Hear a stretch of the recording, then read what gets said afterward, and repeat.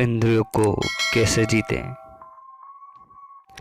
एक साधक ने काम संबंधी वार्तालाप के समय परमहंस जी से पूछा, महात्मा, मैं इतना धर्म चिंतन करता हूँ, पर तो भी मेरे मन में असमित विचार क्यों उठते हैं। परमहंस जी ने कहा,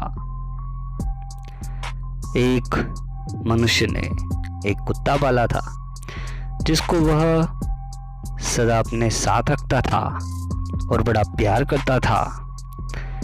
कभी उसे गोद में लेता था, कभी उसके मुंह में मुंह देकर बैठता था।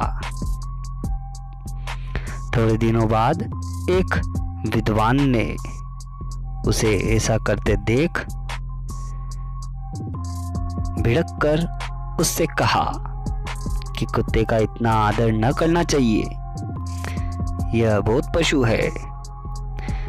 किसी दिन इतने आदर के कारण तुझको काट खाएगा।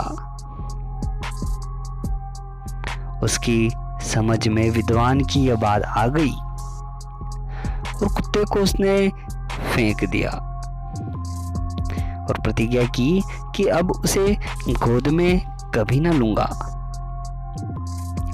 परंतु कुत्ते ने उसके उस भाव को न समझ सका। वह अभ्यासानुसार पहले की तरह ही बार बार स्वामी की गोद में चढ़ने का यत्न करता, परंतु स्वामी मार कर भगा देता। यूं ही कुछ दिन मार खाते खाते उस कुत्ते ने स्वामी की गोद में चढ़ना छोड़ दिया।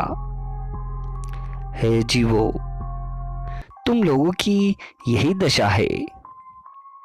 बहुत दिनों से जिस कुत्ते को आदर करके मुंह लगा रखा था, वह अब हटाने पर भी एकाएक अलग नहीं हो सकेगा।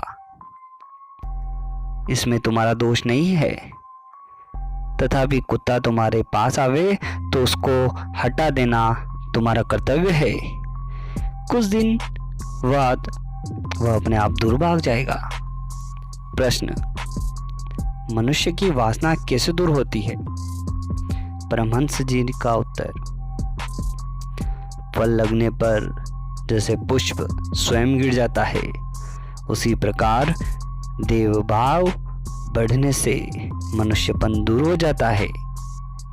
प्रश्न, क्या पुस्तक पढ़ने से भक्ति प्राप्त होती है। परमहंस जी का उत्तर, पंचांग में लिखा रहता है कि 20 अंश वृष्टि होगी,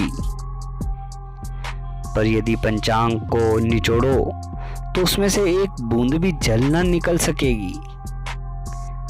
ऐसे ही पुस्तकों में भी धर्म बहुत लिखा हुआ है, पर केवल पढ़ने से धर्म नहीं होता, साधन करने से धर्म होता है। अतः साधन ही मुख्य है।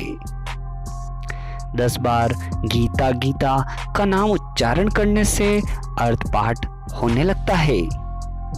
अर्थात गीता गीता 10 बार पढ़ चलो तो गीता तागी तागी तागी, इस प्रकार से तागी यानी त्यागी रह जाता है।